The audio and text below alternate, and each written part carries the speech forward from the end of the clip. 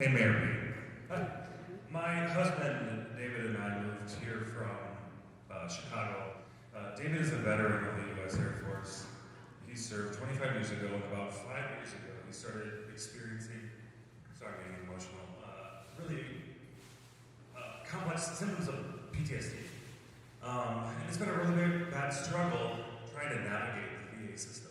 As president, and somebody that obviously has been in the military, what are you going to do to provide and fix the VA system? Because it is a broken system and it needs help.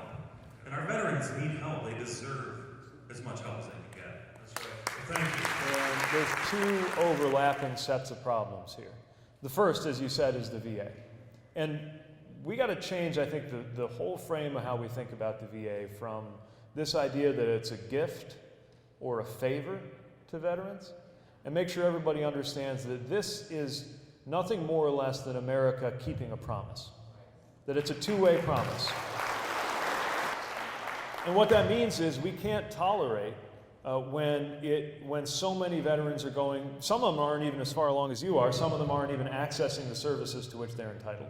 Many, when they are confronted with a confusing bureaucracy or can't get the provider that you need, part of this is an issue of mental health parity, even in the VA, which is better than many systems, not being where it needs to be. Part of it has to do regionally with the fact that a lot of folks have to go a long way in order to get care. 2.5 hours. What hospital do you go to?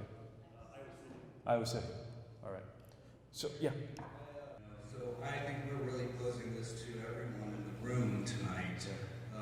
How do we be okay with taking care of the contract we make with the people who go out, whether it's right or wrong to anyone, but to support our democracy and our lives. And we want to work, we want to be part of the solution, we veterans.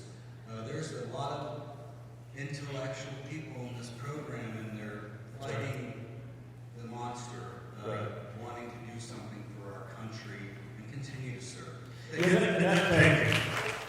And that gets me to just very quickly two other things I think are important. First of all, the folks in charge now, all they have is a hammer, everything looks like a nail. Privatization is not going to help.